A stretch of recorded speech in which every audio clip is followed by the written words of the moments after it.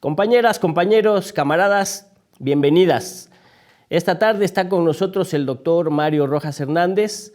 Él es filósofo, graduado en su doctorado en Aachen, en Alemania.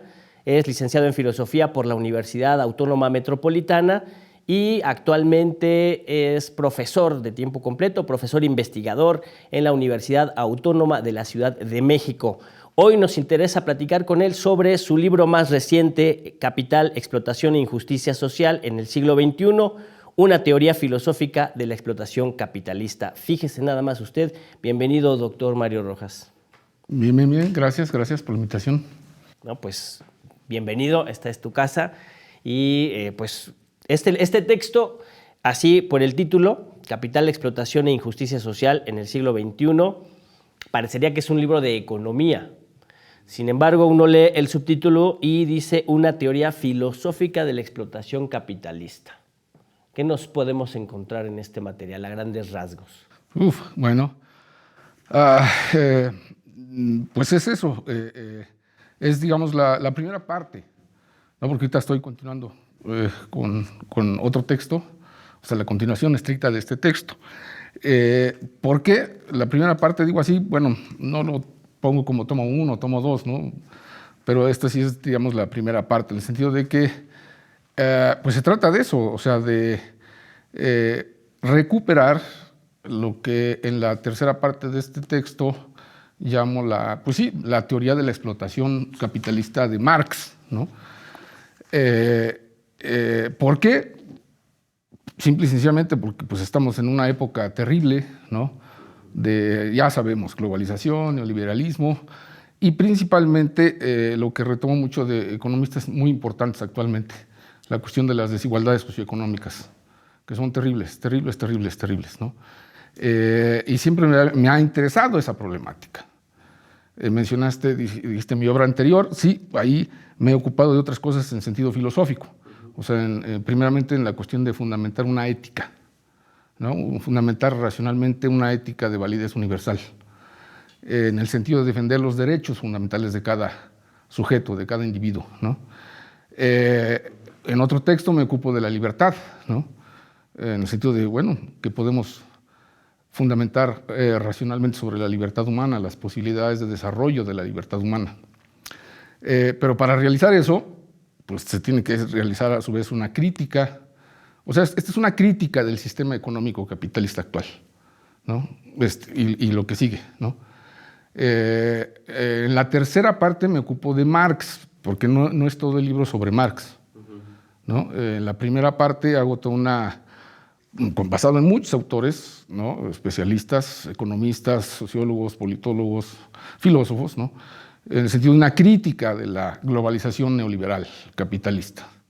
Es la primera parte. La segunda parte es una crítica de la racionalidad económica.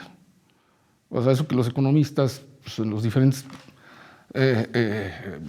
academias, en el ámbito profesional y en el ámbito teórico, pues llaman la teoría económica ortodoxa y el concepto de racionalidad en el que se basan, ¿no? Yo lo tacho, lo califico, lo critico de que es un concepto estrictamente reductivo de racionalidad, ¿no? Es una mera racionalidad instrumental estratégica en el ámbito económico, ¿no? Y ellos sostienen que esa es nuestra racionalidad, yo sostengo que no, ¿no? Y ahí es donde recupero lo que ya hice antes en la obra sobre ética, para tratar de demostrar que esa no es propiamente la racionalidad humana. Y ya con base en eso, en la tercera parte digo, no, pues para realmente hacer una crítica del sistema económico actual hay que regresar a Marx. Pero Marx solamente, ¿no? En el sentido de, o sea, lo que recupero de él es cómo él va elaborando todo un sistema de categorías para demostrar que en este sistema económico hay explotación. Suena así, ya parece muy trivial, pero no, se trata de realmente demostrar que sí hay esa explotación capitalista, ¿no? Es la tercera parte. Ya en la cuarta parte, aquí en este libro hago dos formulaciones de explotación capitalista. Está pendiente la tercera, que es justo la que estoy elaborando, ¿no? En eso me quedo aquí, ¿no? ¿Por qué? Pues simplemente por las graves condiciones económicas, sociales, políticas, culturales en las que nos encontramos en el mundo actual, y todo esto derivado de que estamos en el sistema económico capitalista. O sea, es una recuperación de una crítica, digamos, sistemática, ¿cómo se dice? Rigurosa, ¿no? Del sistema vigente, del sistema económico imperante, ¿no? Y entras en debate con el relato generalizado neoliberal de que la explotación no existe. Hay economistas, digamos, soberanistas, ¿no? Que pudieran pasar como izquierdistas, y economistas neoliberales que pasarían como de derecha, pero coinciden en el punto de que la explotación es algo que no se demuestra. En todo caso es metafísica. ¿Tú qué dices? No, justo, ese es el punto. Aquí se trata de rebatir eso, ¿no? De refutar eso, y de retomar el análisis que hacen diversos economistas, y en este caso principalmente Marx, ¿no? De cómo está estructurado el sistema económico, ¿no? Cómo va él articulando las diversas categorías, ¿no? Así de simple, para demostrar que en este sistema económico sí se lleva a cabo, digamos así, un proceso de trabajo, ¿no? Un proceso de trabajo en el que alguien produce algo, o uno o muchos producen algo, hay una determinada organización del trabajo, una determinada articulación, un determinado control del proceso, de los procesos de trabajo, en diferentes ramas, ¿no? Y que entonces se trata de demostrar quién produce qué, cuánto, cómo y quién se lo apropia y por qué. Y la pregunta clave es si hay derecho a esa apropiación. Yo lo que trato aquí de demostrar es que con el instrumentario categorial de Marx sí se puede, sí, estoy de acuerdo, en ese punto estoy de acuerdo con Marx, y eso es lo que recupero. Muchas otras cosas no porque no sean válidas, o muchas sí realmente yo no las recupero, ¿no? Me interesa esa parte fundamental, ¿no? Entonces, se organiza el trabajo, sí se produce un excedente, pero no es un mero excedente, ¿no? Sino que sí se puede demostrar que ese excedente lo producen toda la serie de trabajadores, trabajadoras, organizadas de determinada manera, controladas de determinada manera, ¿no? Y que ese excedente se lo apropian los privados. Y la pregunta es una pregunta ético-política, filosófica fundamental. ¿Hay derecho a esa apropiación o no? Lo que yo argumento es que no hay ese derecho a esa apropiación. Por ejemplo, si hay una legalidad que justifica, que avala y que defiende ese derecho. Sí. Entonces entras en discusión, dices, sí, ¿esa es una legalidad? Sí, aquí en este texto todavía no, digamos, en lo que viene sí. ¿Por qué? Porque esa legalidad, pues es el famoso derecho positivo, el derecho Exacto. vigente. Pero igual Marx se burla mucho, ¿no? Y parece que en los poquitos párrafos en esa obra, el tomo 1 del Capital, en donde Marx hace esta ironía y burla, parece que él está rechazando así como tal los derechos. No, él se está burlando siempre y está haciendo ironía y está criticando ese derecho vigente, que es el que avala ese tipo de organización, trabajo, la propiedad privada, de modo fundamentalísimo la propiedad privada, contrato laboral, sistema salarial. Ya con eso tienes la Son tres instituciones que fundamentan o tienen como fundamento la injusticia. Que las dos que tienen como fundamento la injusticia y que conducen a injusticia, ¿no? Y en este sentido sí hablo de injusticia, porque la pregunta fundamental es ¿qué podríamos racionalmente justificar, fundamentar, desarrollar como justicia social? ¿Qué posibilidades hay de justicia social? ¿Qué sería eso? Y cuando uno habla de esto, pues salen los liberales, neoliberales, Hayek y toda su banda, ¿no? A decir que pues eso no tiene sentido.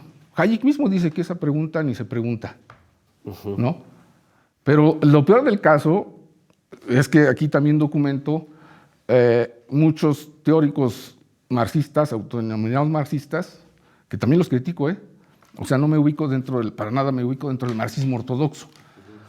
Estos marxistas, simple y sencillamente, cuando se trata del problema de la explotación capitalista, se lo saltan, no lo abordan. Porque esa parte de Marx, tú en tu texto argumentas, es una crítica ética que Marx hace al modo de producción capitalista. Entonces llegamos a muchos materialismos cosistas, ortodoxos, positivistas, evolucionistas, ¿no? Pues eso de la ética pues suena a metafísica, suena muy abstracto, ¿no? Entonces, ¿cómo un materialista histórico, dialéctico como Marx va a hablar de ética? ¿No? Digamos como Althusser, que diría, bueno, ese es el Marx joven, el Marx idealista, pero luego tenemos el Marx maduro que es científico y ese no le importa la injusticia, no le importa la ética, no le importa la moral. Tú dices que sí. ¿Cómo argumentas eso? Hay varios elementos muy fundamentales. Aquí documento las 3 veces en donde Marx, en el tomo 1 del Capital, habla de robo. ¿De robo de qué? De trabajo no pagado. Y lo dice, ¿no? Lo malo es que cuando llega a lo que es plusvalor y cómo se genera lo que él llama plusvalor, o sea, ese excedente, lo que los economistas ortodoxos dicen, es un excedente. Es el excedente que sale por sí solito y pues yo como soy el dueño, ¿no? Pues ahí está el resulta excedente, que se me queda, guardo. ¿no? No, aquí ese excedente, pues se trata de mostrar que sí se produce, pero quién lo produce y qué tipo de apropiación se lleva a cabo. Lo que yo, si quieres aquí sí le complemento un poco a Marx, digo, Marx debería haber formulado que se trata de apropiación privada ilegítima del plusvalor. Que es el robo. Que eso también viene de Proudhon, ¿no? Y se trata de mostrar que esa apropiación privada del plusvalor es ilegítima. Porque el punto es que todos los otros teóricos, los economistas, y ya sabes, la mentalidad capitalista lo que sostiene es que, pues sí, simple y sencillamente esa apropiación sí se da y es legal, es legítima, es válida, es adecuada, tú eres el dueño y pues tienes suerte, ¿no? Eres dueño de los medios de producción, entonces tienes suerte de que se te quede eso. Pues no es así de simple, ¿no? Entonces Marx sí afirma explícitamente que se trata de robo y en un texto posterior en donde él está respondiendo a un crítico, ¿no? Él dice que él sostiene que él no solo demuestra que, como algo así, no solo demuestro que el capitalista sustrae y roba, sino que también demuestro que primero ese capitalista contribuye a generar lo que va a sustraer. Pues no solo sustrae o roba, sino que además contribuye, pues explícitamente lo dice. Y entonces la pregunta, pues perdón, o sea, no te la puedes, pues, si leíste algo de Platón, de Aristóteles, Santo Tomás de Aquino, de Rousseau, de Kant, de Hegel, todo eso es una pregunta, un problema estrictamente ético. Claro que no digo que no, político, porque se trata de la organización de la estructura, ¿no?, institucional, social, política de la comunidad política, ¿sí? Pero de entrada, filosóficamente es un problema ético, ¿no? Y entre otras muchas referencias que hago, ¿no? El otro elemento fundamental es que Marx explícitamente, y lo documento ahí en el tomo 1 del Capital, y más en una cita que la repito y la repito, ¿no? Marx dice, se trata de aspirar a una forma superior de sociedad. Una forma, bueno, de entrada eso ya es un juicio de valor. Claro. Está sosteniendo que hay sociedades mejores o superiores a otras. No lo dice ahí, pero claro que ya sabemos, Marx nunca hizo un esquema, un proyecto, un bosquejo siquiera de cómo podría ser una sociedad llamada comunista. Eso no lo hizo Marx. Por ahí se echó unos párrafos sueltos, ¿no? Pero en esa parte, es claro que tiene en mente una forma superior de sociedad. Ponle comunista, ponle socialista, ponle igualitaria, ponle una sociedad justa, ¿no? Una humana, más humana, ¿no?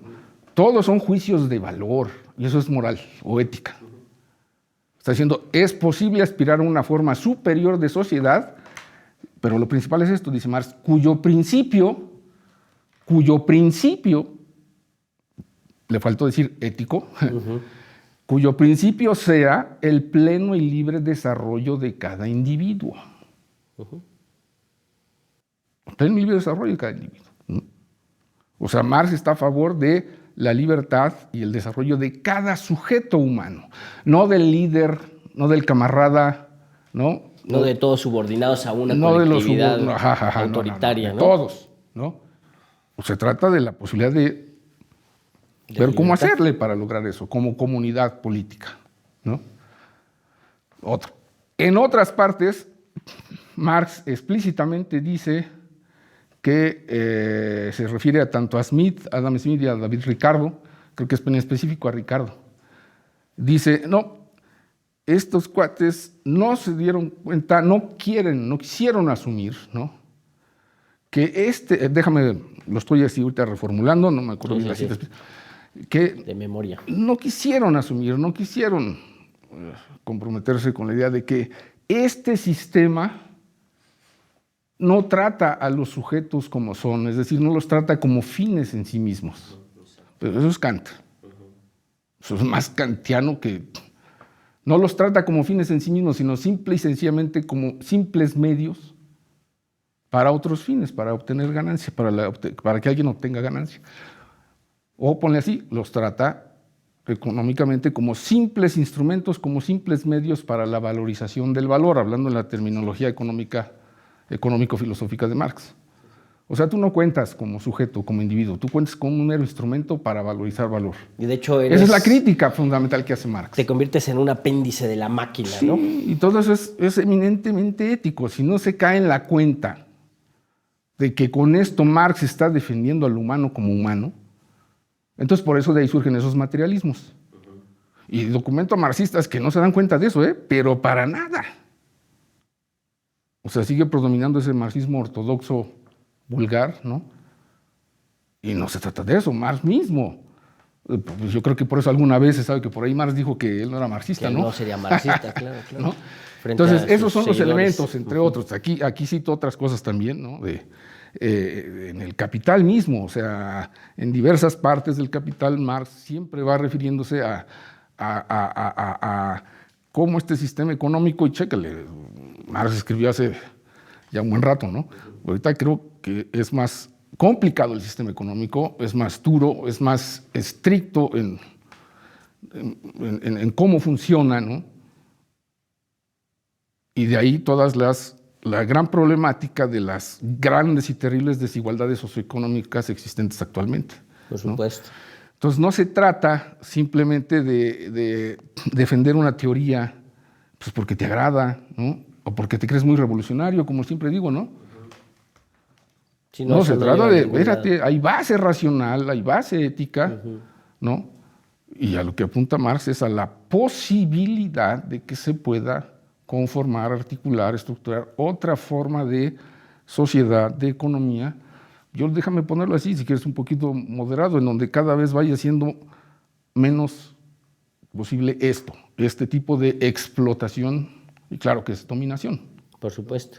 Y ahí es donde entra toda la parte política, que es otro de los grandes dilemas, porque, digamos, Marx, cuando hace su crítica a la sociedad burguesa y al capitalismo en particular, pues sí, hay un capitalismo industrial nacional que está en pleno desarrollo, pero nuestro mundo es un mundo de un capitalismo globalizado, un capitalismo que se mete en todas partes, en toda la vida cotidiana, y tiene otros resortes, otros engranajes, otras dinámicas que tú intentas documentar y ahí dar explicación de ellos, ¿no? Y a los que hay que buscarles salidas económicas y salidas políticas, porque eso tampoco se va a resolver, no solo de explicar el fenómeno, pues se va a venir abajo, ¿no? Sino que se requiere una voluntad política que ayude en ese sentido.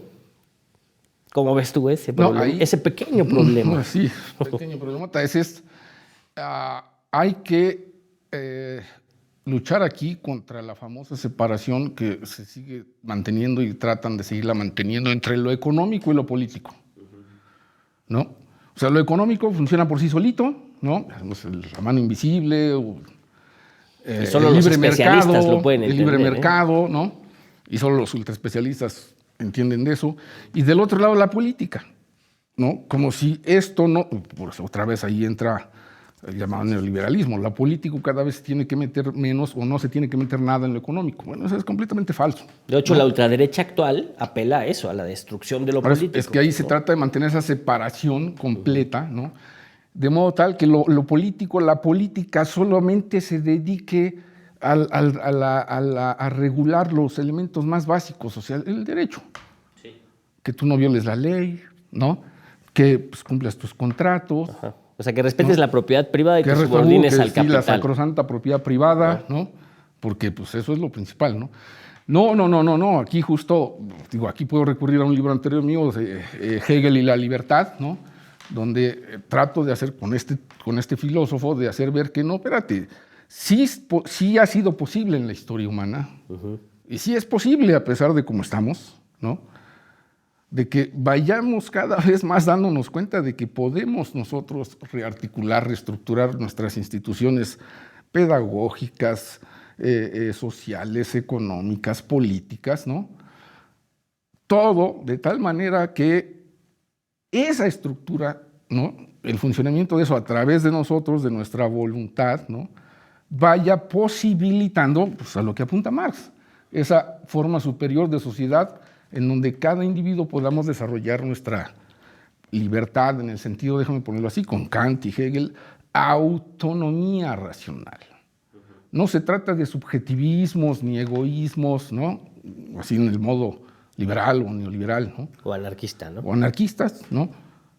No, se trata que sí hay esas posibilidades y hay muchos elementos ya. A pesar de que estamos en este sistema, no se trata, y recurro a Hegel, no se trata de plantear de que ya estamos completamente enajenados, de que ya estamos completamente dominados, de que ya estamos completamente idiotizados, sino, perdón, ni siquiera podríamos hablar de eso, ni siquiera podríamos hablar. Por supuesto. No, a pesar de eso, como digo, a pesar de eso, Aquí y seguimos. en contra de eso, con Hegel y con hay muchísimos elementos racionales fundamentales que no podemos dejar de lado y que ya están aquí a pesar de que estamos en esta realidad y que han sido resultado de la historia, del desarrollo de la conciencia humana, de la ciencia, de la filosofía, de la investigación, de la crítica, de la lucha, claro que sí, de la lucha social, política. Hay que recuperar esos elementos, no hay que dejarlos de lado.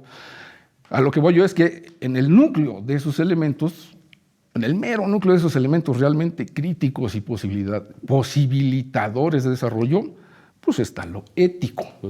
Una ética racional. Una ética racional, en el sentido de que tú y tú y tú y tú, todos merecemos respeto.